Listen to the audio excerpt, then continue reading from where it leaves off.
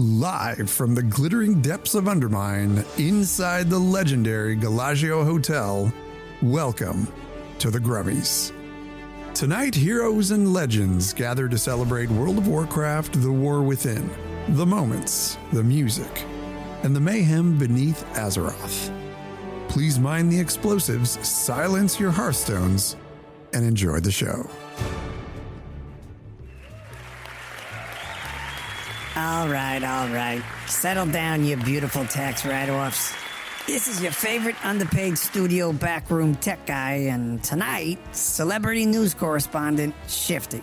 Live from the red carpet at the Grummys, Azeroth's most prestigious awards show. Prestigious because we said so, and because no one else showed up. Tonight, we honor World of Warcraft's latest expansion, The War Within.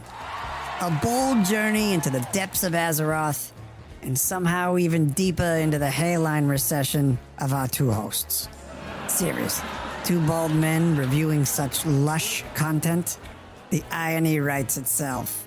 Now, before we begin, a quick reminder. This show is hosted by goblins, judged by goblins, and the trophies are non-refundable and possibly explosive. And speaking of questionable decisions, please welcome the men who thought this was a good idea. The voices of Azeroth Morning Radio. The only host brave enough to critique an expansion while reflecting studio lights directly into the microphone.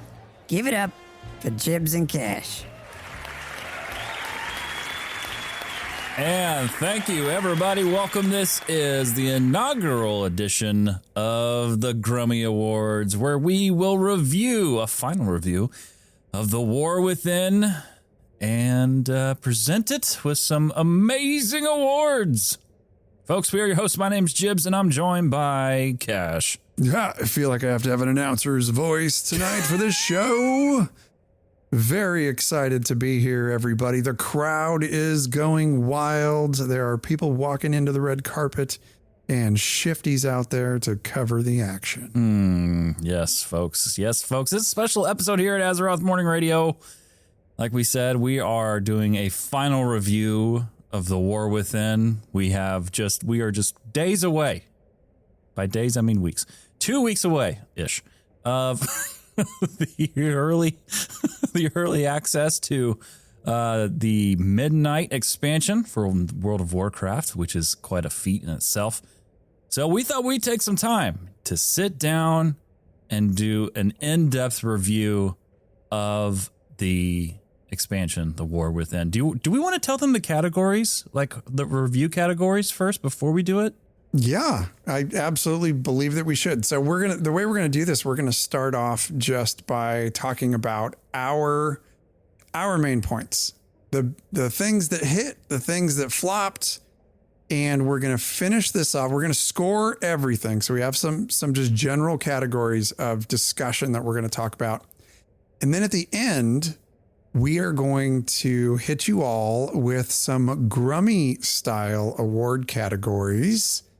Go ahead, Jibs. For the Grummy Award categories, we've got Best Zone, Best Expansion Feature, Best Female Character, and Best Supporting Female Character, Best Male Character, Best Supporting Male Character, Best Musical Score, Zone Ambience, Questline, and finally the quote, "Please do not do that again" award. Yes, that is like the finish offer. Please don't ever do that again award, which is that'll be pretty fun to do, I think. Yeah, for sure. I'm looking forward to that. And then when it comes to the review categories, first up we have the story, followed by the world and zones, atmosphere and tone, the War Within characters and NPCs, core gameplay feel, the delve system, in-game experience, PvP experience, casual life test, we'll explain that later, and the long play, which we'll talk more about that. And after each of those discussions that we have, Jibs and I are both going to give it a 0 to 10 score, 0 to 10 Murloc score. 0 to 10 Murlocs. So it's a 0 to 10 Murlocs, 0 being no Murlocs and 10 being a lot of rowdy Murlocs, meaning that we absolutely loved that particular aspect of the War Within. What would you call a swarm of Murlocs? Is there a name for that? Is it A like gaggle. A gaggle? It's a gaggle of Murlocs. A gaggle of Murlocs. All right. Fantastic. Well, we have a jam-packed show. It's a big one. We probably should just jump right in, to be quite honest with you. Yeah, stop talking. Let's go. Perfect. All right. So the review portion of the War Within, folks, this expansion in a lot of ways was very different. Some people really liked it. Some people didn't really like it. Some people were in between. And so we are going to start off with our review of the story. And when I talk story, we're talking narrative strength, emotional beats, pacing from launch to now. And did it feel worth following?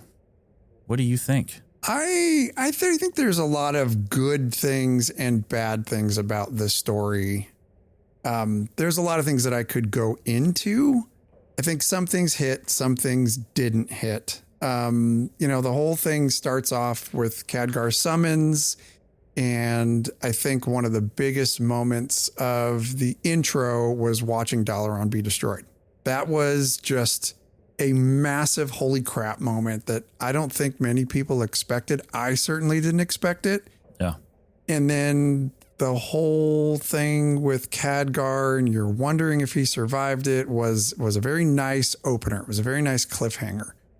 By the way, there might be some spoilers in here. Oh, yeah. So, yeah, we should probably preface that. Yeah, there's going to be some massive spoilers in here. So if you haven't played through, you might want to skip this episode because we are going to talk in depth story beats and characters and stuff like that. So we'll give you a few seconds to turn it off and maybe come back after you finish War Within. See if you agree with us or not. But okay, consider yourself warned. I'm going to get right into the nitty gritty. Take us there. Seeing Khadgar in an arcane wheelchair was questionable for me. So it was I'm really not sure how I felt about it. I certainly didn't want to see him die, but it just landed kind of strange. Yeah. It's okay. It's all right. It's okay. When it comes to the story for me, I agree. The Dalaran just getting lit up right at the very beginning. Like you started this off with an intense just bang, right? Everyone's landing. Then we're saving people. People are, it was Moira and her son Dagram were under stone, like they were pinned down. So everyone was just, it was so intense. It was an intense moment. And then it kind of meandered its way from there. As far as the story is concerned, for me, like you definitely felt the shift where there was a lot of great story. And I'll be the first to tell you, I am going to critique this hard, okay? Harder than I normally would on an episode of Azeroth Morning Radio. I'm going to really comb through this with my scores and be as honest and genuine as possible. So I say that to say there was a lot of great story beats in this expansion, but when it comes to story itself, you mentioned Khadgar in a wheelchair. There were just some other things that I just felt like it was just, as far as substance, like really like meaningful substance, it's just like that seemed to be few and far between, I think. And I feel as though as the story progressed on and on, it became more of those moments with Ilaria being just, angry and she's going to get Xalatath, right? Like you saw that repeatedly. And I'll talk more a little bit about that stuff in the future, but that's kind of that was my initial spot. I think we might land in the same place on Ilaria, which is fine. I don't think that we're alone. I think it's just a very honest assessment of her character and her character's evolution. Let me ask you this. So several different storylines, and if you're counting side quests and main quests, there is a lot to unpack, but so I'll sum it up with just some of the main points. So like the Isle of Dorn, where, the Earthen populace did not want us there at first. And then they're like, yeah, okay, fine. You have a magical deity with you in Magni. And then they're like, okay, maybe they can help us out. We got two things to do. We got to get the Coreway started back up again, and we have a Nerubian problem. So you end up helping them there. Then there's the Ringing Deeps after you repair the Coreway, and you get the machine speakers down there, and there's a decent little storyline down there about the High Speaker and how he's kind of derelict, and they're trying to dethrone the dude. The kobolds are in there, in Gundergaz, and so there's that whole thing. Then there's the Hollowfall storyline, right? Mm-hmm. Where you have this whole thing going on in between Faerun and Anduin, and there are these lost Arathi down there, and so there's that. Right. Then there's Oz-Kahet. Anyway, then there's Siren Isle. Yeah. Then there's Undermine, and then there's Ghost of Koresh. Just so much stuff for the main storyline. Do you have a favorite, one that really tickled you? As far as a storyline? Yeah. I mean, because you got all those different story beats and all these different places you go to as you progress through the campaign. Did any stick out to you? Honestly, I think the things that hit the most for me were the things at the very beginning at Isle of Dorn. And I will say that with Baelgrim. Like Baelgrim, we did say spoilers are here. It's okay. So you've been warned. When Baelgrim dies in that quest, like the weight of that hit me. Like it was a moment, and it just hit differently than a lot of the other quests, the storylines. Ash-Kahet, oh boy, that was you just pass on by that property. You don't buy that one, a Monopoly. We're not gonna invest there. We're just gonna keep on going on now. But yeah, I'm gonna throw it out there and say that was my least favorite storyline. Same. It just didn't hit with me. Like all the different Nerubian factions and their politics. It didn't do it for me. Yeah, that from a story standpoint, this was the first expansion. You're gonna hear a lot of this from me tonight. This was the very first expansion where I struggled because we love lore. We love story. We talk about it all the time. How many times have we talked about blood ties, like on the podcast, right? Story is incredibly important, and we love to tell story.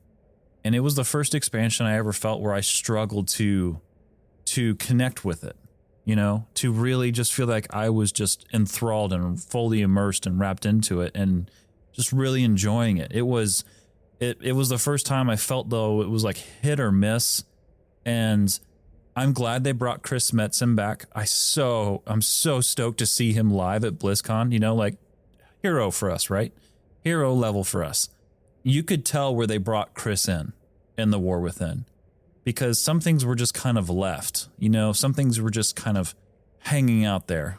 And it just, like what happened to Thrall, it's like this expansion, like for 2 years, basically this expansion, it's like he was barely existed. And then the, what's the new race that's coming? The Harenir. Her character that was brought into play, and you were talking about the black blood, right? Yeah. Like that. Orwayan. Yeah. Like that did not stick around long. And it was just left there.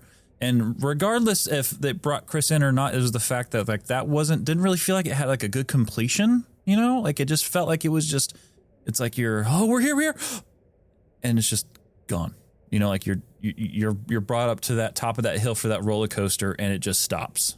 The ride stops. And so like that for me was a little jarring from a story beat standpoint, but this what really was. Honestly, Baelgrim storyline was great. I loved it. And I really did like Anduin's as well.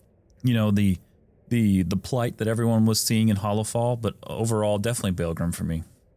Yeah, I think there were some very good stories. If I had to say my favorites would definitely be Hollowfall. The Baelgrim one was 100% a hit. But if I were to pick out of all of these, the one that least likely would be my like play style and motif style that absolutely blew me away and surprised me was Undermine. 100%. Oh, yeah, man, I forgot about that one. Yeah. Oh man. Right. Ooh. So like my basic motif, the areas that I like to go to, and probably talk about it a little bit more when we talk about the atmosphere and the tone and stuff like that of it. I like nature. I like playing in nature. I like my characters running around in, lush forests and jungles and rivers that run through it and fishing and all that stuff. I love that. So Undermine surprised me how much I loved it. And I think it was because of the ties with, Vegas was just, it sold it. It completely sold it for me. And the story down there was fantastic. I mean, you got the whole Gallywix thing going on. Yeah. You have, there's got a full rebellion. Right. And his ties to Xalatath. And then you have all of the trade princes and stuff down there. And there's like a battle for the trade princes and there's an assassination. It was lights out for me, the best story of War Within. Yeah. Loved it. Yeah, I would agree. I would argue that Undermine was probably the most underrated release of the War Within. They went all in on, I'm so glad you said that, the Undermine. They went all in, literally, with the casino vibe, with Undermine. That was one, I would argue that more than probably Baelgrim, truthfully, after you saying that. Because that was one where you just felt like, I am here. I'm in the I'm a part of this whole situation. Between the ambience and the sound, well, but that's another area we're going to talk about. But I mean, like, it was just, you said it perfectly. And then the nod to John Wick, the Intercontinental Hotel. Oh yeah. Way to bring it in chat there. Yeah. I mean, like, it was just, I can tell you right now, I'm going to go back there on my hunter, but I am for sure, and I will do it along with you, go to the Undermine with 2 goblins that you and I make and partake of it. Like, that was just, Well, as you know, I already do have held Shiffty the Rogue is alive. He's just level 1 right now. But yeah, that's right. going to be a leveling experience for right. sure. Okay. In the interest of moving on, Yes. Let's bring this to a final score. And just keep in mind, as we scored this as an overall in comparison to everything that we've played in World of Warcraft, all expansions. We had to take all that into consideration and our experiences in other expansions compared to the War Within. And that's how we based our scores. Jibs, how many Murlocs would you give this out of 10 for the story of the War Within? 6.5. 6.5. I know that's harsh, but I'm grading this I'm critiquing this very hard for this episode, and definitely 6.5 for me. All right, I was a bit more judicious with it, and I went with a 7 out of 10 Murlocs. 7 out of 10. All right. There we go. Okay.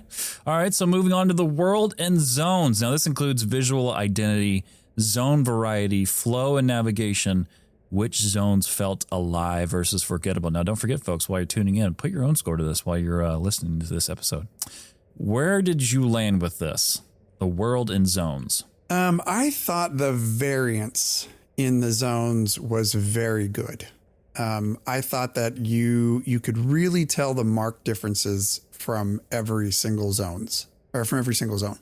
I would never have guessed, when you look at the landscape, you look at the map of what the War Within is, I never would have guessed that there was so much underground in the expansion until you actually get there and you feel how vertical it is. So that to me was a big, big point. They did a really good job of making it feel like a super long journey to get to the furthest reaches of the deeps. And I thought that was fantastic. I thought navigation was a lot of fun. We talk about flow and navigation. I thought that was a lot of fun. There were some different ways to get down the core way, which was really nice toward, the later parts of the story when you'd been up and down so many dang times. You had the Goblin Machine, which I laughed and listened to the music every time. I never once skipped that. It was so funny to see that goblin thing just boring into the side of the mountain. Yeah. There's a teleporter to get, to certain places and different portals to get to different areas. So I thought that was all really good. What about you? I feel the exact same. It's odd because I feel like somewhere, when it comes strictly to the world and the zones itself, so like everything you said, right? Like the variance, the visual identity, zone variety, flow, and navigation. I mean, overall, I would say they did a pretty good job with all of that. And, you know, you mentioned the boring of that, you know, through the tunnel-esque with the Undermine. So unique. And, you know, in a lot of ways, I kind of think of that release as the Zul'Farrak Cavern release when it comes to Dragonflight. It just felt like that from like a release standpoint. And it was just, I think that they definitely improved upon that from you know, that Cavern release with the Undermine, and they did a really good job with it. So yeah, I'm ready to score it if you are. Well, let's do one more thing first. Okay. Which zone do you think was the most forgettable, and which one felt the most alive? The zone that was the most forgettable to me was Azj-Kahet. And the zone...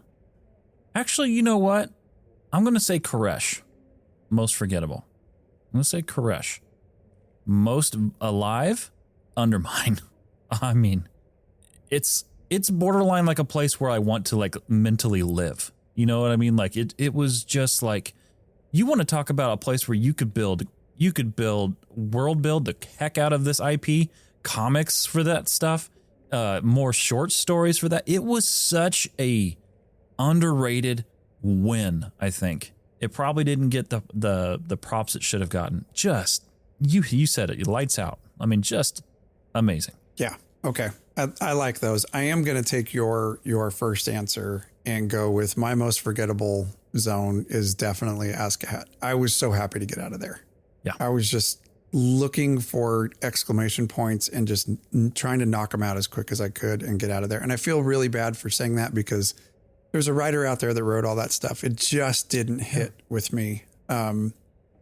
It wasn't my gig. And although I probably could agree with you on how alive Undermine was, and I think it's the obvious low-hanging fruit for sure, but I'm going to go with Hollowfall from a nature standpoint. And the reason for that is the Heronir. Like, you didn't even realize what was going on down there. And I just think it was so lush. Like, they had to deal with the light and the dark every single day. They had Nerubian issues down there as well. And then you have this whole lost culture down there. Yeah. That I thought felt very, very alive. So definitely for me, most alive, I'm going to say is Hollowfall. Yeah. Yeah. That's good. All right. So what's your score?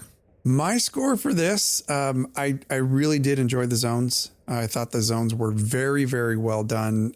So I went with an 8 Murlocs. Yeah, I agree. 8 Murlocs for me as well. I feel the same. The variants, regardless of how you may have felt about the story when it comes to these zones, they held themselves. And when it came to identity, you know, like you knew where you were at, you know, for better or for worse, you knew where you were at.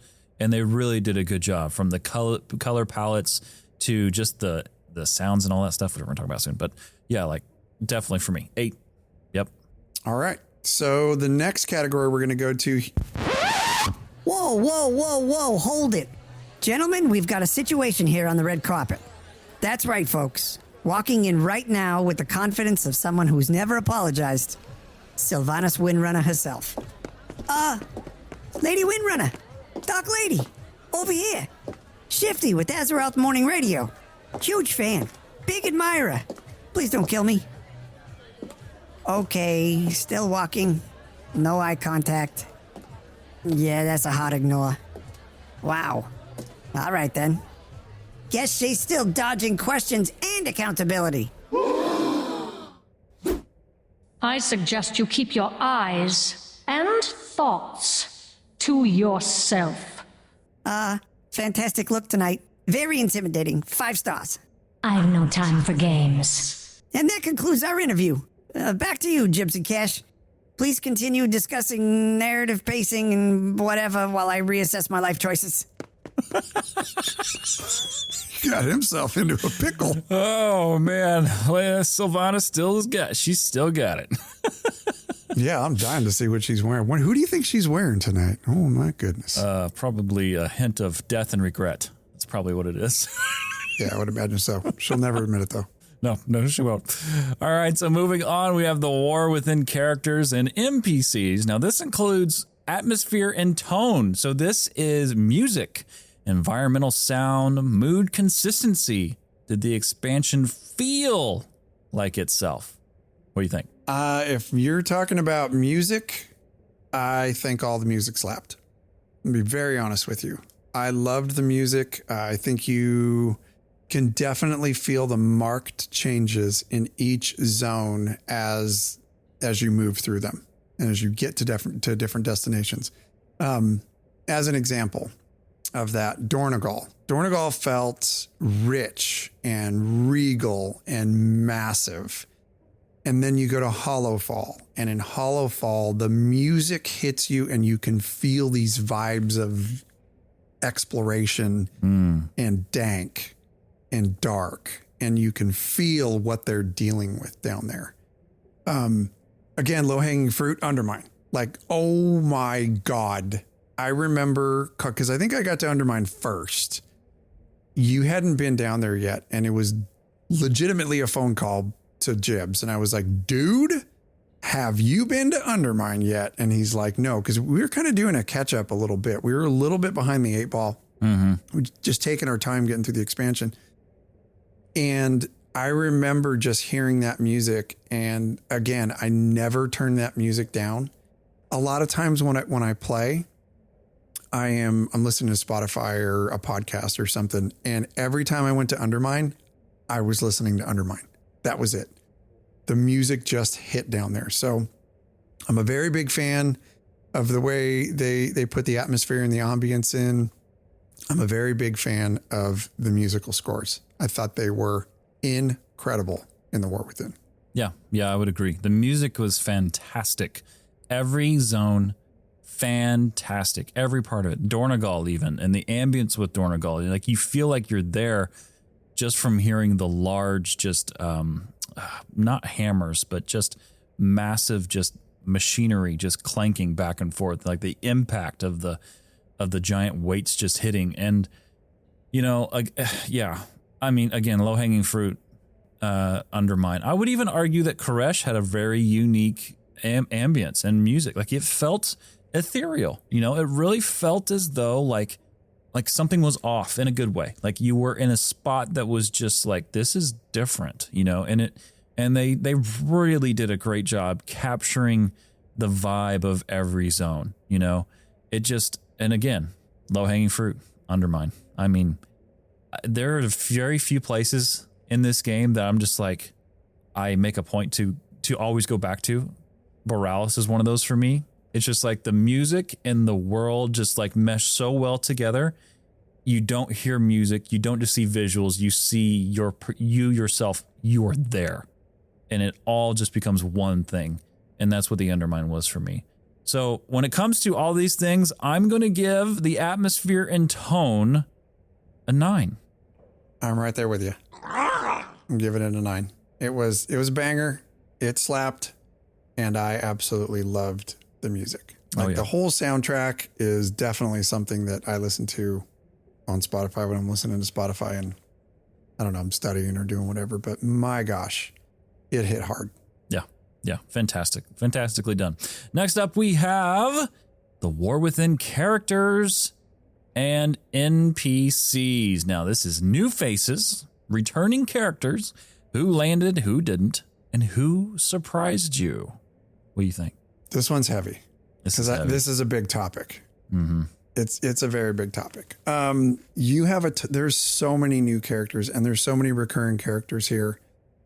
I'll just go through them a bit, talk about the ones that I think hit me the hardest. You got Faerun Lothar, Illyria Windrunner, Anduin, Moira, Xalatath, of course, Orwena. Those were probably the ones that stood out to me the most. And I don't want to undermine this thing super hard and talk about all the characters down there, because they were amazing. From the main characters to NPCs, they were fantastic. So I just don't want to lean too hard on Undermine, because I think we're going to be doing we gotta be careful.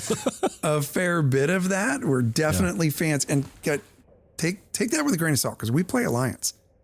And the goblins freaking absolutely stole our heart in this expansion. So more on that later. I want to focus on some of these other characters. So Faerun, very interesting character. She had some severe hardships, but the thing that I loved about her so much is that she just embraced the suck and she persevered. She had some very difficult hands dealt to her and she just kept trudging along. Illyria. Okay. I love Illyria. Okay. I really do. Her character evolution through all of World of Warcraft has been amazing. And she too has faced a lot of challenges, but man, did it get annoying. She just kept disappearing. She was so driven by Xal'atath, and granted Xal'atath was in her head, right? So I get that. But she just had such a lack of being a team player, and she would just bail to like go into the void, hunt by herself. And that just isn't me. So that did not resonate with me very well. At the same time, I understand she's a lone wolf. She has things that she feels she needs to do. And if you take it a step further, we talk about the book Blood Ties, which is fantastic. I've finished the book, but she does a lot of the same stuff. Mm-hmm. And it's just her character to do that. And I'm not mad at the fact that that's just who she is.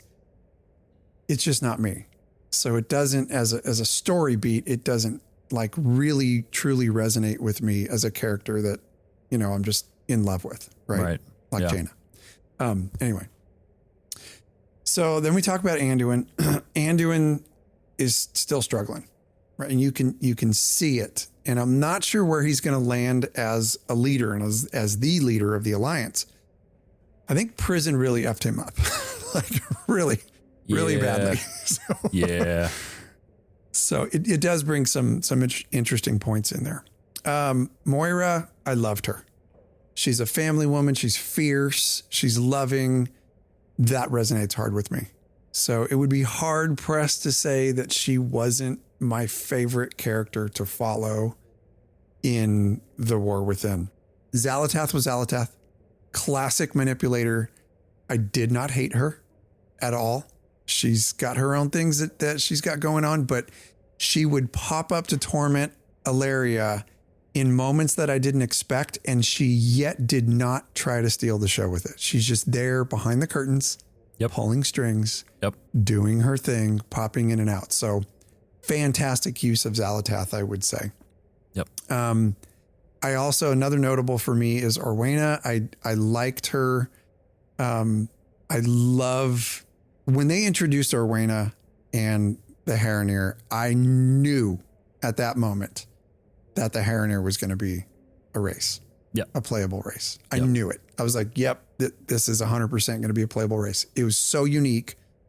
You know, she's down there working against her tribe's wishes to protect the roots of her home from the Black Blood. And she's working with outsiders, which is really what they didn't want. I thought she was a fantastic add to the game. I really enjoyed the whole theme behind the Haranir. So if I had to give it my number one, I'm going to have to say Moira Thorisian. I think she was just, she was a fantastic character. She resonated with me and I loved following her story. Yeah. I thought it was a great expansion for, I would definitely say it's definitely a good expansion for characters. I really felt like this was it was a surprising expansion in a way that characters stood out to me that even though they had been around for a while, like they were standing out. You know, you mentioned Moira. Absolutely. Like her root and the love for her father, if you stuck around and listened to those conversations that she had with her daddy, and, you know, like she talked about with her son, like there is still very real pain there, you know, from her father basically having her husband killed, you know, like that is still very much a very real thing. But through the dialogue, you were able to see her path through all of that. And while being a mother to Dagrim and while supporting him and protecting him, like she may be an underrated character for this expansion. Truthfully, she did a lot of, and you mentioned Xal'atath, perfectly played as from a developer standpoint, guys, you knocked it out of the park with Xal'atath because she wasn't overused.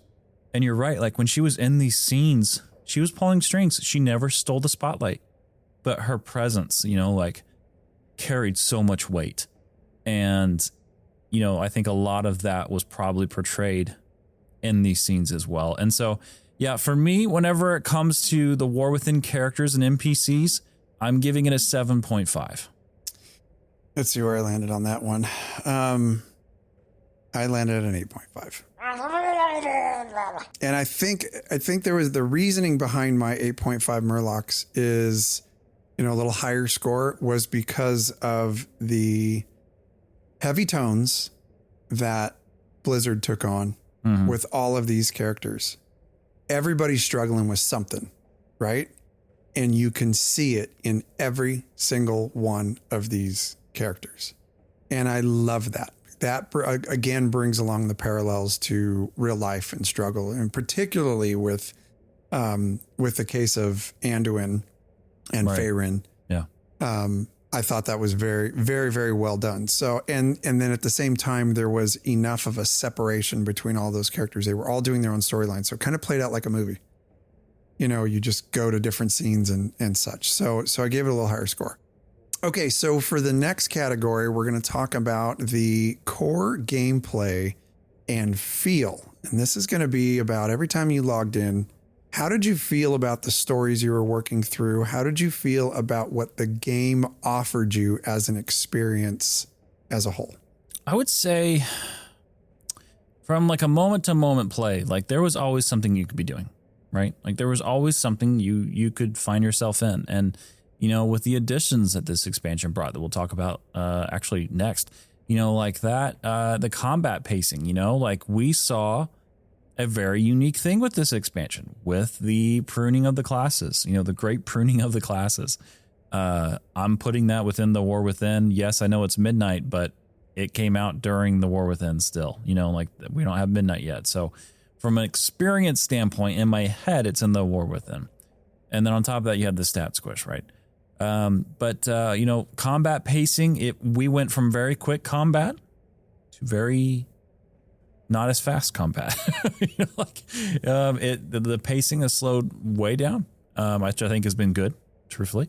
It makes you reevaluate your time. Like if I'm going to go in and do a dungeon, what time is it?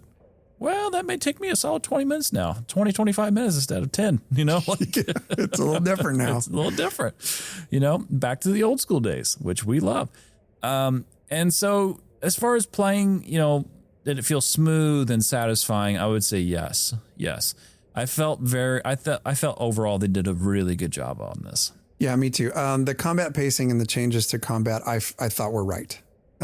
They did feel very, very good. I never felt underpowered. I felt strong, like toward the end of the expansion. I felt very strong, at least toward the end of each season, because I was pushing gear and getting decent gear. And when I say that, I never got tired of combat on my druid. And keep in mind, resto druid, I stayed in my resto spec. I never switched to any of the other specs for combat. And I still felt like I could handle the bigger fights without an issue. I thought the combat felt smooth. To me, it was very satisfying. So I rated this one actually pretty high, because core gameplay feel is something that is essential to every game you play. That is a lot of the fun factor that you have. Combat is so important in video games, whether you realize it or not. And I thought this felt very, very good. I gave this a 9. Yep, agreed. Same here. And I agree on all fronts. My score also was a 9. It just felt very, very good. And combat is everything in an MMO. It means everything. You have bad combat and just the rest of the game is just, it is so heavily rated for an MMO experience. And they did a good job. Definitely a 9. Right. You remember what happened with Throne and Liberty when they put that thing out to a bunch of content creators? Oh, yeah. Oh, my gosh. Massacred. It got crushed. Their combat got crushed to the point to where they had to go back and redo their combat before they put it out. And then they actually put out, when they got it out, their combat actually turned out pretty darn good. But man, did the people shout on that one? So yeah, you got to nail combat in your game. So any changes that Blizzard makes, they got to hit. It has to feel good as a core gameplay loop. True that. Yeah. And, one thing that we're going to talk about here next is the delve system. So concept versus execution, replayability, solo friendliness, and did it become part of your routine? This was one of the big additions to the War Within, and it really supported both single, player experience or really bringing in your friends. And so overall, when it comes to the delve system, what do you think of this? Yeah, I'm a delve fan. I think we know that. There's no secret. I'm a huge delve fan. And when you want to talk about like hop in, hop out gameplay, which is the casual, right? Hop in, hop out. Yep. They catered to our peeps here. I feel.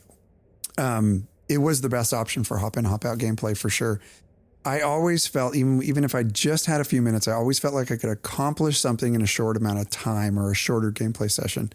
When I did have plenty of time, I had zero problem crushing delve after delve after delve, just because I wanted to see them all. Each week they changed the storylines a little bit. I loved all of those factors of delves as an additional thing to the game. And I don't know if this was an experiment or something that they knew was going to stay in the game, but please, please, please. And we know it's in midnight. Keep this as a feature. It is such an amazing feature for casuals and just people who love exploration. It's insane. I did feel that scaling could get a bit gnarly in delves, especially when you're working through those tiers. The scaling when you had multiple people in your group could get gnarly at times. So that could get tough. But I'm not saying that that's a bad thing. It was still doable, and I really did enjoy the challenge when you kind of have to strategize a little bit and work with a team and really pick your pulls. Dug that. Again, the objectives constantly changing in delves was a big hit for me.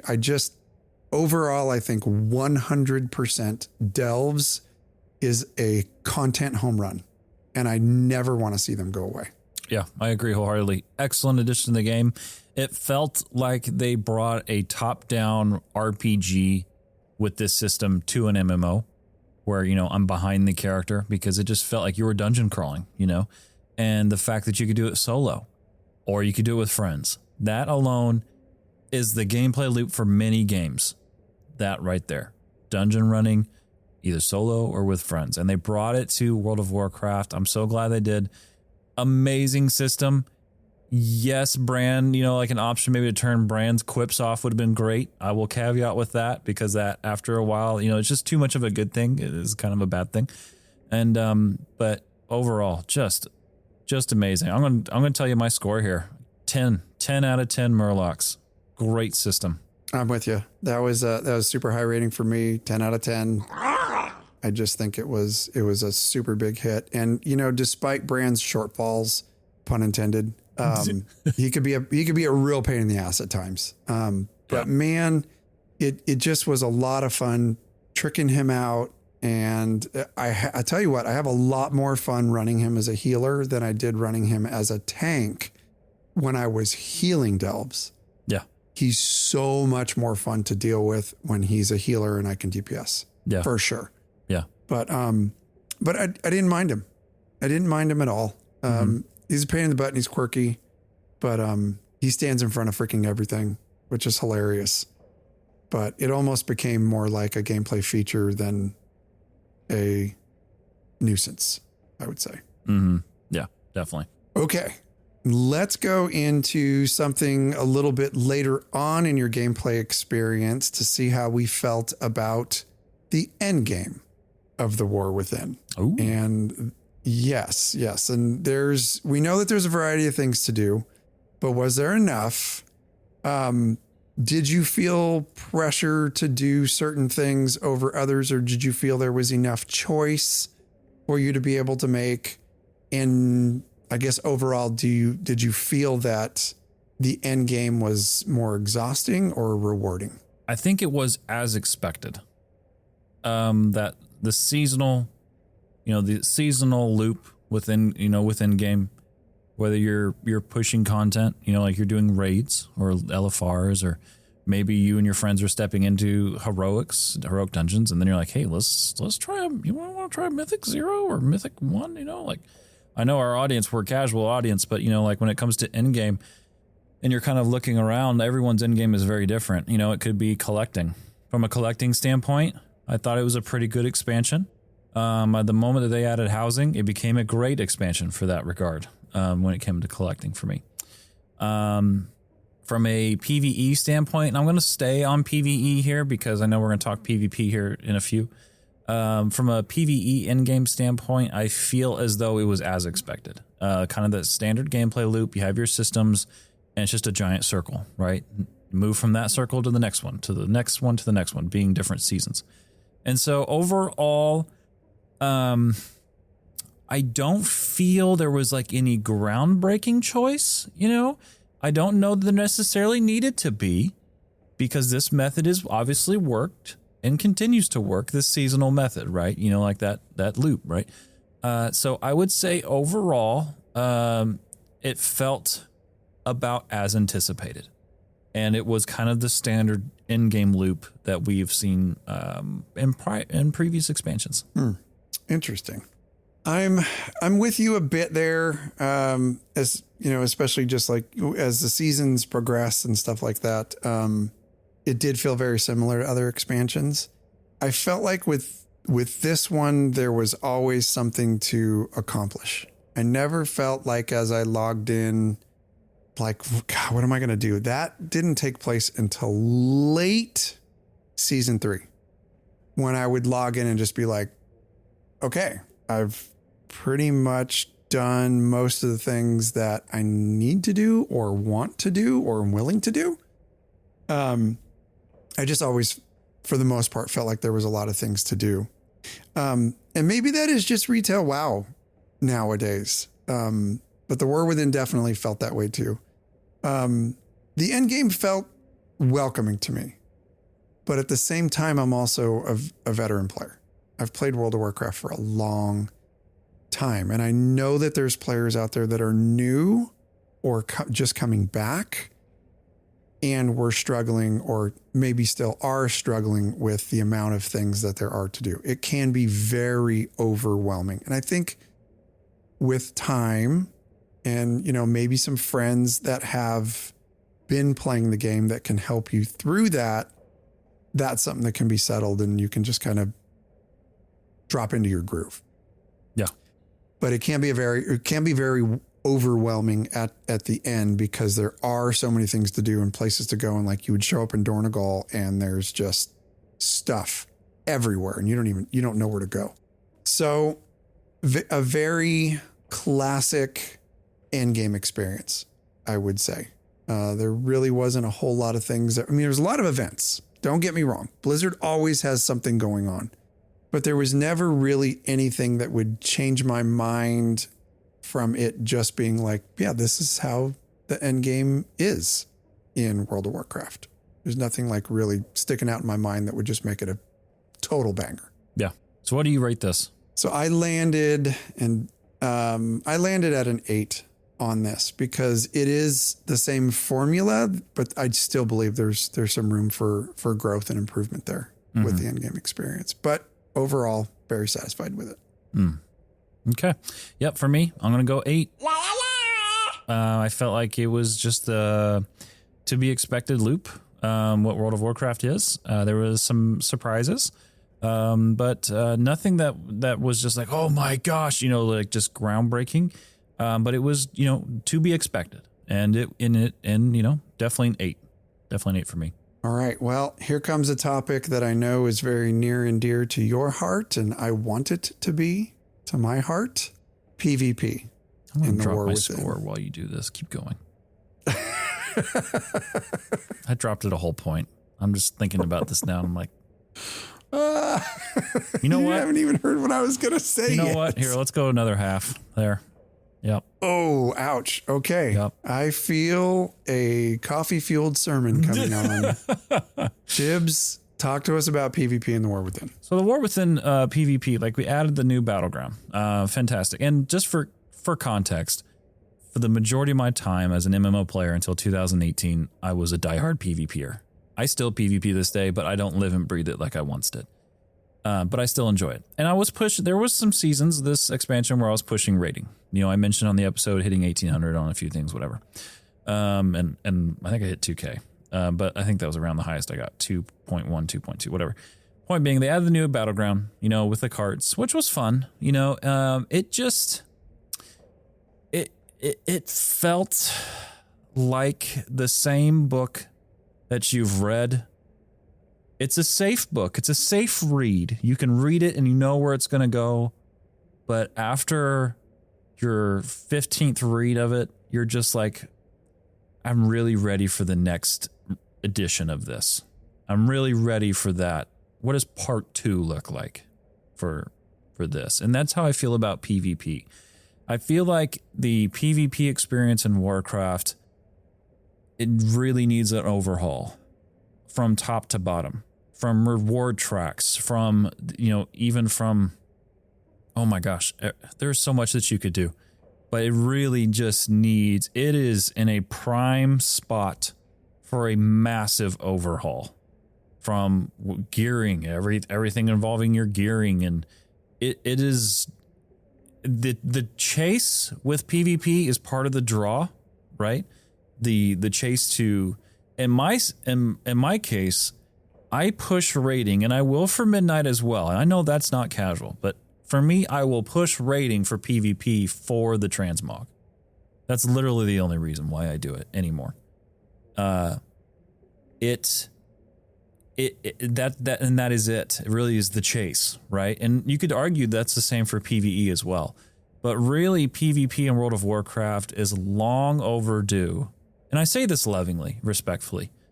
It's really long overdue for a hard look. You know, like, what does Warcraft PvP 2.0 look like? You know, like, what does that mean for this beloved game? Because I think it's ready. And I feel like some of those, I don't want to use the word cracks, you know, because then people just like, that's just like a soundbite waiting to happen. I feel like some of the age showed itself more in the War Within than it did in previous expansions of the PvP system. That's kind of where I'm at with it. That's fair. It's very fair. And I think you have a deeper understanding of the PvP system, even though I've played my fair share of PvP. I want to love it. I want to love it so bad.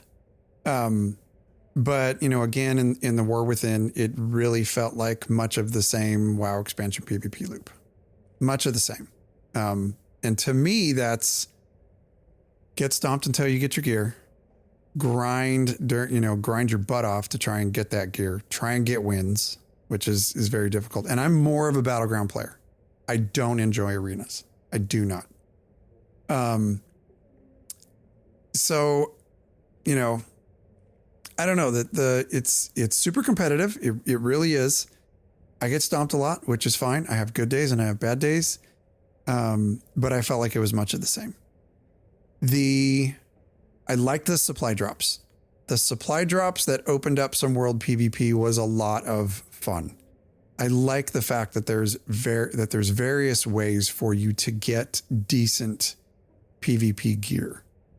But again, as a longtime World of Warcraft player who has dabbled in spurts in PvP, I feel like it always tends to get forgotten. And I 100% agree with you that it needs to love, or it needs some love. And again, it's because I want to love it. So much want to love it. And I don't know what that looks like. I truly don't know what that looks like. I know that we've talked about it before on the show about the Guild Wars 2, the way that they do their PvP. Your gear doesn't matter. It is pure skill. Everybody's rocking the same level of gear. And please don't shoot me in the face over this, because I know that this probably wouldn't work for Warcraft. But that system is a lot of fun, because that does bring it down to your base skill and knowing your class and working as a team. And it was super fun. So Yeah, I'm going to agree with you. it's kind of where I'm at with it. And I feel like there's a harsh number coming. I have adjusted my score 3 whole points since we've been here. You got very angry over PvP in the last 10 minutes. Well, no, I just kept thinking about it. And just really, again, you know, like in this episode, we're really like looking at this with a microscope. And, you know, I agree with you. I'll be honest. Guild Wars 2 PvP, fantastic PvP system. It plays very well. Very, very well. And World of Warcraft is the king of MMOs. We love it. We adore it. We would buy every dev a beer and just love on them if we could, you know? Oh, that's a lot of devs and a lot of hugs. Well, whip out the old plastic card. I hope they like hips and hugs. We're going to raise that limit. But, you know, at the end of the day, I'm going to knock this down another 0.5. I can't. Yeah, it just needs it.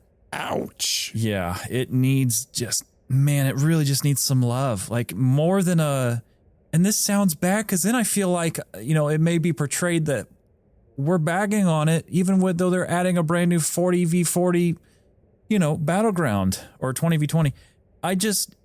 It's more than that, you know, it's more than that. And it's the system that really just needs a good look. I'm just going to tell you my score. I came into this episode at a 7. I'm now down to a 3.5. I really feel like it's earned that. And I love this is coming from someone who lived and breathed World of Warcraft, World PvP, that the faction pride meant everything. You went out of your way to give that horde, excuse my language, folks, a living hell of an experience when they are trying to level their character. You wanted them to cry. You wanted them to call on their friends. You wanted that war in World of Warcraft. You lived it. You loved it. And it's all these years later, it's just like, in a game where a lot of things have gotten updates, I think this one needs one. I just think it needs one. I think it's ready. And so, again, 3.5 for me. Oh, I was much more judicious, and I didn't touch my score from my original, but I gave it a 6. It's still there. You're still able to do it. I still enjoy it, but I am with Jibs in that it is a bit of the same old thing all the time, even with some of these little things. Now, we haven't played the new Battleground yet. That could be super fun. I would love to see some various modes thrown in, and I know that they're doing that, but I think it's the overall system that needs a touch. Needs a little bit of a touch. So yeah, I give it a 6. Agreed. Next up, we have Casual Life Test. Now, this is very AMR. Could you step away and return? Did the War Within respect your limited time? Did it punish breaks? Where's your head at with this? I think that last one, did it punish breaks, is, yeah, I think I'm kind of a tweener on that one, but we'll talk about that one in a minute. I really felt like there was a perfect balance between the need to be hardcore and no, I can be casual and still keep up. Yeah. So maybe that touches on that last one. I don't think it punished taking breaks as much as other expansions did, and I would definitely say the expansions that had like borrowed power. Like, remember Shadowlands? Oh, yeah. If you didn't get your damn ash that week, I remember that. you were behind. Yeah. You were behind. Yeah. I think they did a really good job at adding massive amounts of content for you to do in short periods of time and then step away and still not feel that you were behind. Yeah. There were so many catch-up mechanics. Yeah. That were placed in the game at perfect times. And really, if you stick to those things and you're casual, you are just fine. Yeah. Where you're not just fine is if you are a 0.1% player and you're pushing top tier content every single week, raiding 3 times a week with your guild, where that's pretty much all you do. It's all you live for. Mm-hmm. They will probably have a much different perspective than mine and yours. Yeah. But that's okay. They're the 1%. We're here for the 99. Right.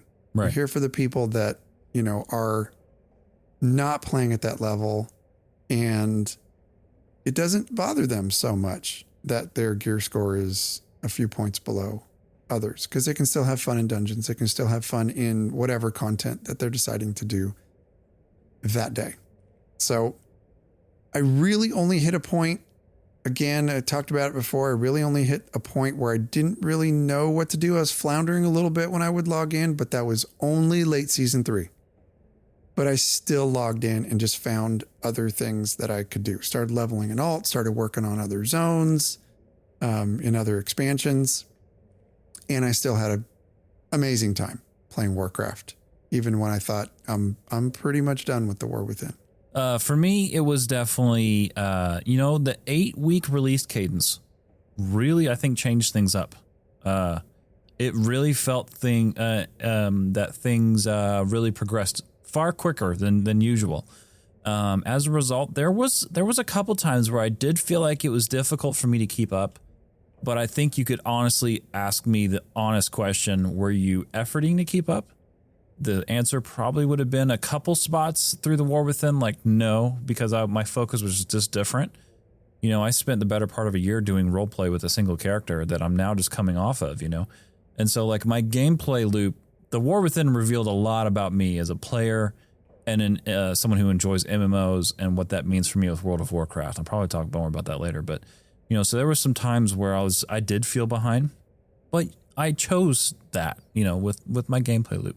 Saying that, I'll also say that Blizzard did an excellent job, I feel, having things in the game to allow you to catch up if you felt like you were behind. I felt like that was definitely available to me. So overall, I think for my when it comes to my score, the casual life test, for me, it's absolutely an 8. And I gave it a 9. Yep. I gave it a 9. I thought it was very, very good at balancing the top tier players and players who wanted to keep up. So I was very happy with it. Yep. I think that's my highest score so far. Look at me. No, we did 10 for Delps. We did a 10 for Delps. You're right. And then finally, folks, we have the long play. So how did the War Within feel over months? Did it improve with time? Would you want to keep living here? I'll start, if that's all right. For me, I felt overall that this was honestly my first time ever as a World of Warcraft fan and player where I was in an expansion that didn't resonate with me on an overall level. Okay, overall. There's things about it that it definitely did, right? Like we've talked about characters. We've talked about features that were just, lights out amazing. And story beats that were really, really pulled on the heartstrings. But overall, when it came to the War Within, this was the very first expansion where I found myself having to effort to really get into it. Like really, because I wanted it. I wanted to be lost in this expansion so badly. But overall, and as time went on, it didn't particularly get better for me. The Earthen just did not hit with me. They just didn't.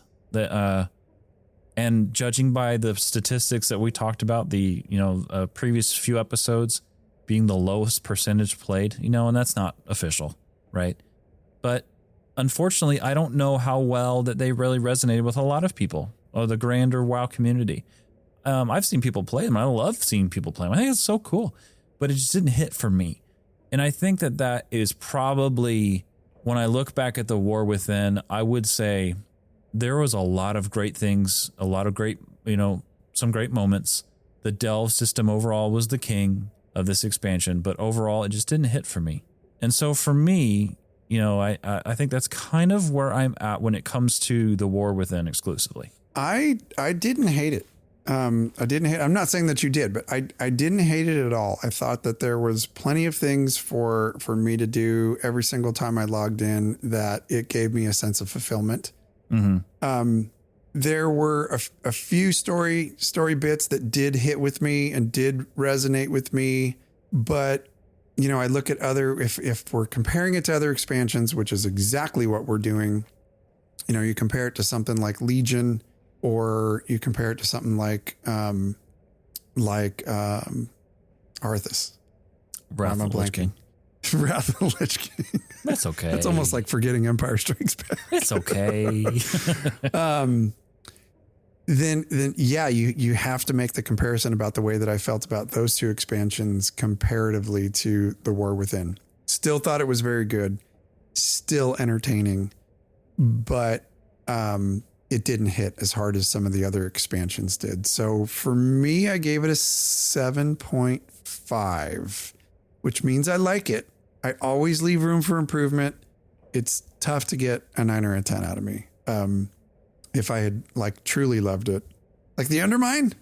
Oh gosh, right. The Undermine's a 10 for me because 100%. It was just so fantastically amazing, so whimsical, so fun. Mm-hmm. And it's part of the reason why it brought that score up, because I think there's like, if I'm comparing apples to apples or oranges to apples, you look at Askahat, which just did not hit with me. It didn't, but Undermine did. So boom, brings a lower score like way up. So yeah, I landed on a 7.5 overall for the expansion, which is still a good score.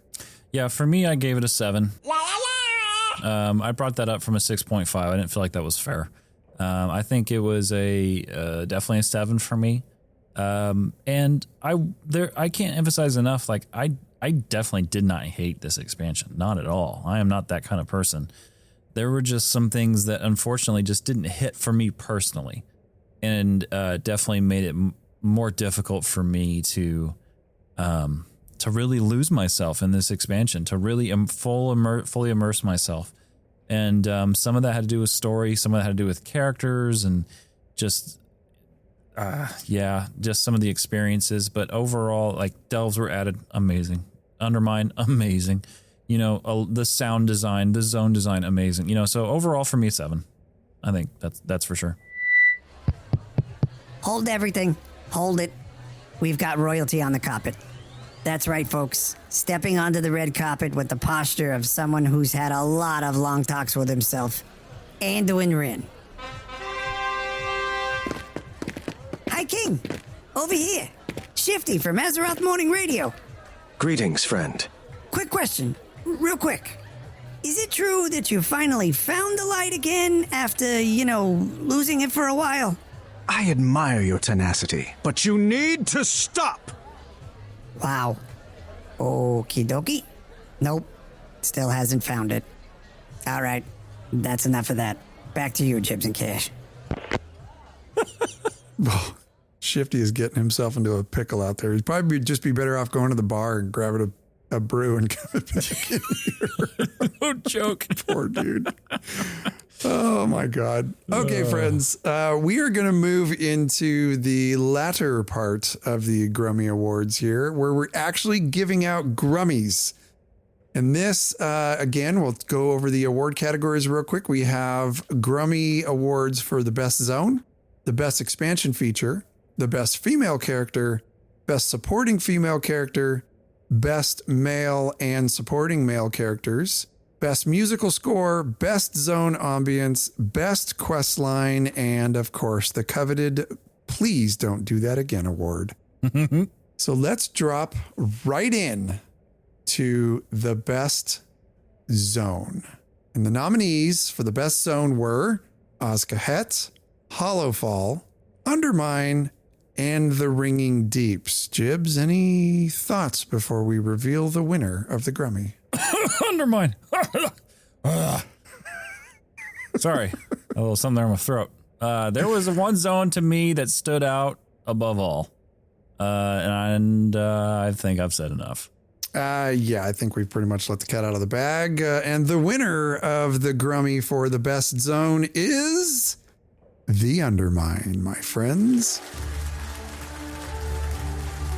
Yes. They went full send on the Goblin theme. The zone feels alive. The navigation was very fun. It felt very appropriate when you were in your vehicle, and when you were running around, it felt massive if you were on foot. Yeah. I just thought it was a really good escape from the rest of the experience of The War Within, and it was a banger all the way around. Agreed. They nailed it 100%. They leaned into fun Hollywood aspect things, with John Wick, the Intercontinental.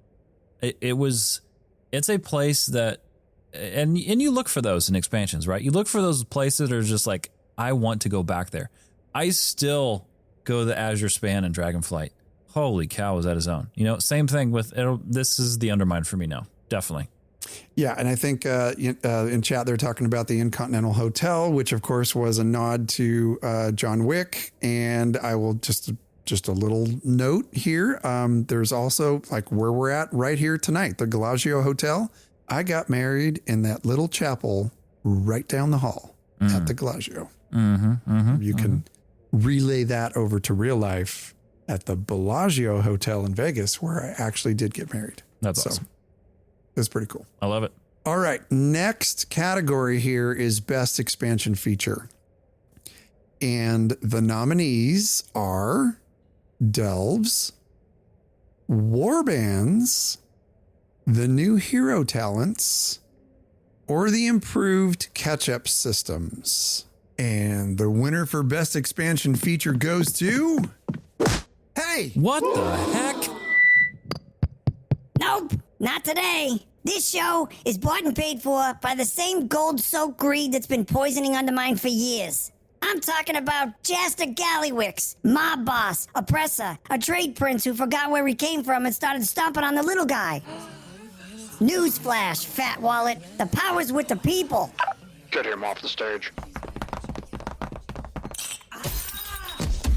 You hear me, Undermine? You, Gallywix!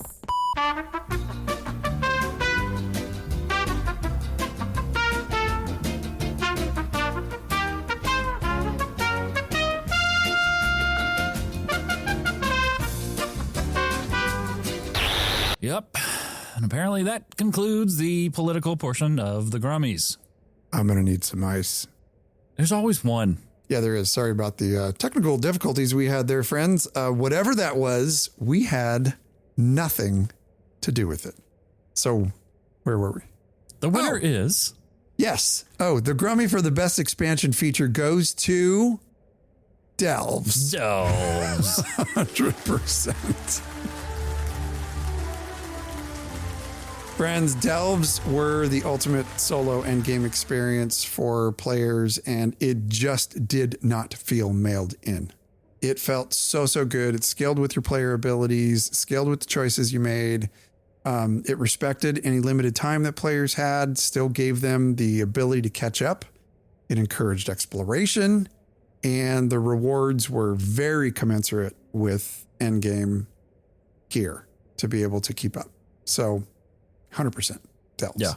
Yeah, agreed. They are, without a doubt, probably the embodiment of the AMR community, casual player, as far as a new feature being added.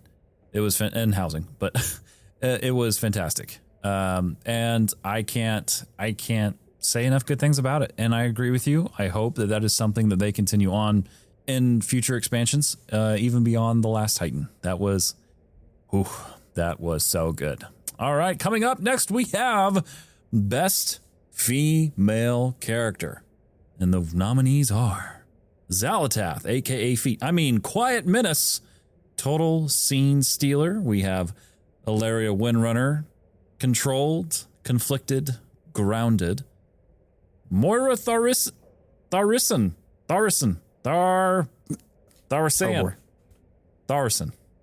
Wow.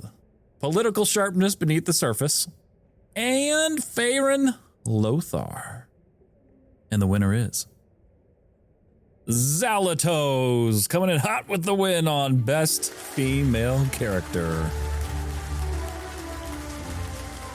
It's good writing when it's no different than Star Wars. I think it was Star Wars that did this, or maybe it was a different movie, but you feel as though you're seeing the person more than you're actually seeing them because of their presence and because of their character. And that was the case with Xalatath. You felt like she was in every scene, even though she wasn't in every scene. But she was beautifully portrayed. I think she had a lot of layers, and I loved the writing behind her character. Again, she was very well placed in the scenes that she was in. And at the same time, she didn't steal the show. Just behind the curtain, driving things. And I absolutely loved it. Never overused. She was intelligent and cunning. And I just really, really dug her character. And there's no question that Jibs is into toes. Oh my gosh. Oh, she got a higher score for that. It reminds me of our TikTok. By the way, you should check out our TikTok, folks. We have some fun Zalato thing on there. Anyway, best supporting female character. And again, Ilaria Windrunner, emotional anchor without hijacking the plot. Unless she talks about how much she's going to get Zalatoth. Moira Tharisian. Nope. Tharison. And Farron Lothar, New Blood, Strong Presence. Or Orwena is the primary female Heronir. And the winner is Farron Lothar. I'm going to be honest with you. I feel like this was a female-driven, from a character standpoint, a female-driven expansion. And 100%. they did not disappoint. No. Well, I think Farron wins on this one because she felt like a very grounded character. She was new blood in the World of Warcraft universe, presented amazingly, brilliantly presented in her. I mean, especially as a paladin and the downfalls of life that she's had to deal with, getting stuck underground and just embracing it and doing what she had to do. Absolutely incredible. She kept Anduin from jumping off the ledge, which was fantastic. Tried to bring him back to the light. Her resolve was noted and impressive. And I love the fact how she shows leadership to a king, basically. She taught a king some stuff. Yeah. And it was cool. I just thought that, she had some hardship. She didn't have physical perfection herself, but the loss of her arm did not define her. It just empowered her. So yeah, again, I agree with you. I think this was a very female heavy driven main character expansion, and I was all about it. Girl power, dude. It was cool. I was super stoked. I have a daughter. So yeah, I'm 100% a girl power dude. Yeah. So yeah, I was impressed with her. I think she takes best supporting all day long. Yeah. All right. Next category, best male character. And the nominees are Anduin Wrynn, Thrall, Magni Bronzebeard, Bran Bronzebeard, and Gallywix, the Trade Prince. And the winner is Bran Bronzebeard. Bran Bronzebeard. Oh, my Bran. He was there for us at every turn, friends. Every turn, except for when you needed him to stay put. He was there. Yeah. Yeah. I thought he provided some really good balance in some tense moments in level 11 delves soloing when you didn't have your whole kit yet. So. Yeah. Yeah. Honestly, it was really difficult trying to not pick Bran because he was the most present. He was there the entirety of the expansion. You saw him more than Thrall. Is that crazy? And Jaina and Anduin, you saw Bran Bronzebeard front and center and keeping us safe. Don't stand there. Don't stand there. I mean, that was Bran, for better or for worse. You loved him, you hate him. Bran was there, baby. And definitely well deserved. Yeah, I think so. It's pretty obvious we loved elves. Bran he had this fun, quirky curiosity, drove you to explore, there's treasure. I know it. I know it. Yeah. So he was well deserved for best male character. Okay. Best supporting male character. And the nominees are Monty Gaslow, Dagran Thorison. I did it too. See? The second. See how easy it is? Baelgrim, and Renzik the Shiv, the SI7 operative from the Undermine. Ooh. And the winner of the Grummy Award is Baelgrim.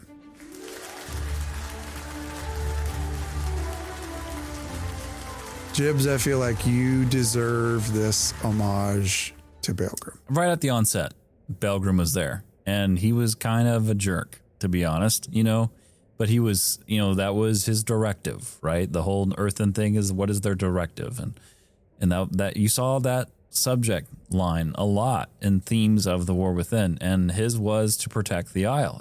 He was, for all intents and purposes, the defender of, Dornegal. And he ultimately, he had such a quick, I would almost argue that he probably had the most genuine character arc from top to bottom, a complete character arc, because he was one way, and by the end of that quest, and it happened relatively quickly, the end of that quest. I was going to say, it was quick. It was a quick arc. It was quick arc, but boy, you saw all of it. I mean, and you just, from right to where he passed away, and at the end of that quest, I walked away thinking, is he? He is. Oh, he's dead. No. He's going to come back in an arcane wheelchair. Don't stand there. Why did you stand there? I told you not to. Yeah, so I would say I think he definitely deserves that, without a doubt. Yeah, agreed. All right, so we're going to move into Best Musical Score, and the nominees are Azkahat, Hollowfall, the soundtrack of Hollowfall, the Undermine ambience tracks, and the main expansion motif, which would include Dornegal and all the surrounding tracks from Dornegal, including the Inn, which is super good. But the winner of the Grummy for Best Musical Score is the Undermine.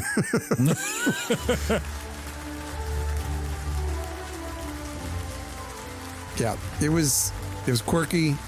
It was fun. It was completely appropriate. It embodied the immersion of the zone of Undermine. It was the perfect mix of Vegas Casino and Frank Sinatra. And I just want to play blackjack every time I go down to the Undermine because of that music. Yeah. Perfection. It was perfection. Whole thing. Yeah. Top to bottom. You'll note too that when we do our goblin bits, we pull from the Undermine quite a bit because it 100% lays the foundation for what goblins are and what they do. Yeah, they were able to create a capital city for the goblins that had been around since Cataclysm that felt like it embodied the goblin. Yep. It was amazing. Well done.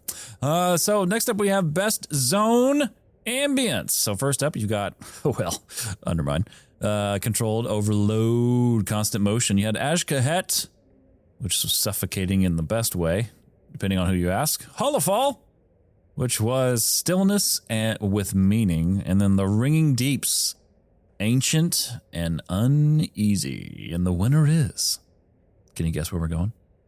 It's the Undermine. Weird. Best zone ambience Undermine. Again, you just felt like you were there. You felt like you were there. And I tell you what, this whole show is definitely making me want to go back there as soon as possible. Just turn up that ambience and turn the music down, crank the ambience, and just listen. And you look around and you just realize, wow, I am here. Really am here. It's pretty awesome. Just be a goblin amongst the goblins. I swear to God, the sounds of Undermine feel like the air smelled. Yeah. Yes. Just gritty, dirty, and immersive. Yep. That's when you know it's perfect, because then it's like you're like playing with senses that aren't even being pulled from, pulled on at all. But the sound design was so immersive. The world was so immersive. Like it pulled all those senses out of you. It's fantastic. Just fantastic. All right. Going on to the best quest line, and the nominees for the best quest line are the Hollowfall campaign arc, Anduin's Inner Conflict, Xalatath and the Void Threads, the Nerubian storyline in Azkahat, and the Koresh storyline. Actually, we have some more. The Undermine storyline and the Haranir storyline. And the winner of the Grummy for the best quest line is Undermine. Undermine. Just taking all the awards. There's a lot of reasons why. When you play through that quest line and you get yourself immersed in what they got going on, it makes you feel the struggle of a city that's under oppression, for sure. Gallywix was a real a-hole. And granted, Gallywix was in league with Xalatath, but at the same time, it brought a lot of drama to what was going on down there. I don't know a single person. I know we did. But when Renzik is killed by the sniper, I felt that pain. Yeah. I felt Gazlo's pain when he died. And that was tough. It was tough to take because Renzik has been a character. He's been an SI7 agent for a long, long time. And he got taken out in this expansion. So pretty brutal. And you go through a whole storyline afterwards where you're tending to his remains, which is tough. Yeah. Really tough to take. So it makes the vengeance of killing that assassin really feel like revenge. Like it was a really good story arc when you get all the way to the end. How did you feel about the balance between Gallywix kind of trying to pull you into understanding him a little bit and his fear of Xalatath, and when they basically took over the city? There was a revolution down. You literally started a riot down there. Yeah. And started a revolution. Yeah. What were your thoughts on that? Oh, that was a trip. Because it felt like a complete narrative, like that. I don't use this lightly. It was a perfect addition to the expansion. You had that whole arc, a whole story was told. It's like we watched a novel before our eyes, and it was the crazy thing was that all that was within the greater story. You know what I mean? Like that wasn't even supposed to be like a focus, like a main focus. And, yeah, I mean, when you're in that riot and you're storming the Galagio and then, you see the whole cutscene with everything when he's shaking in his boots, with Xalatath, like, I mean, it was great. It was great. Perfection. Just perfection. Yep.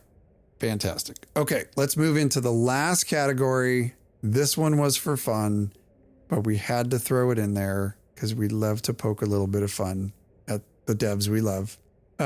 This is the nominees for the Please Don't Do That Again award. And they are the early event tuning issues, overlapping system tooltips, the time gated steps, or Twilight Ascension, at least the launch version. And the winner of the Please Don't Do That Again award is the Twilight Ascension event. The Twilight Ascension event. Yeah, we talked about it last week on the show. That first week or that first night was a bit of a disaster. But this one, Jibs, this event didn't hit for me compared to other pre-launch events that were much more fun. And I will say this, I have played the crap out of the Twilight Ascension event. I've gotten everything I could get out of there. I even played tic-tac-toe 50 freaking times. I played it a lot. So I think I got a pretty good feel of how it made me feel. Where did you land? Yeah, like you go back a couple episodes and you hear in my voice like really looking forward to it, just because I genuinely adore the pre-patch events, and I really wanted to like this a lot. I was so excited for it, and it just didn't. Oh man, I don't even want to say this on air. Like it just didn't feel like it had a lot of depth to it. Like it just didn't. Like I wanted to love it. I wanted to love it more than it loved me. Let's say that. Like I wanted this was a one-sided relationship. I was buying her treats. I took her out to dinner. I took her on a vacation, 7-day trip. By the way, it was all paid. All encompassing or all inclusive. Yeah. I did all these things. You were You were expecting something back. All she gave me was a red roof in one room with all this, with the wallpaper torn apart. The toilet didn't work, and the mirror had lipstick stains written all over it. Like it just, like that's what I got in return. And I'm like, dagnabbit, I wanted to love you. I wanted to love you so bad. Let me love you. Ooh, I think you might have picked That's where I'm at. You might have picked a better comparison, but that one's okay. We'll go with that one. That's what it was. I'm going to sum mine up. I just don't think the fun factor was there with it.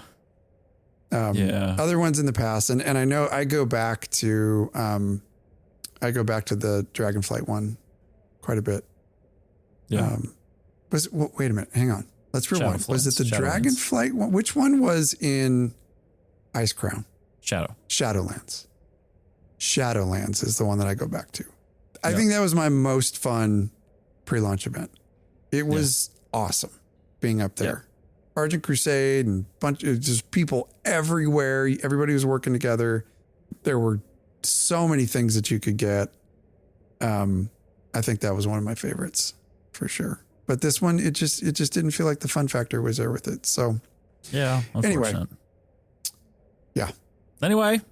This was the very first Grummy Awards here at Azeroth Morning Radio. This is going to become a staple here on the show. It will be recurring at the end of every major expansion. We will do this, and I'm sure this will grow in a couple years from now when we do this again. And but yeah, this was fun. I enjoyed this. It was fun. I hope you guys liked it's a bit of a different format for this show for sure, but we just wanted to add the fun factor in there for you with it and let loose a little bit on it. And, you guys might disagree with us on some stuff, but 100% let us know what you disagree on. It's probably the fact that we love the Undermine as Alliance players, which to me is a testament of what Blizzard is capable of doing, just like making you love something that you never thought you would love. And we fell in love with them, but pretty obvious we love goblins. Yeah. Alex, our patron in chat, says, can't wait for Undermine to win again next year. Alex, you're not wrong. This is probably going to happen.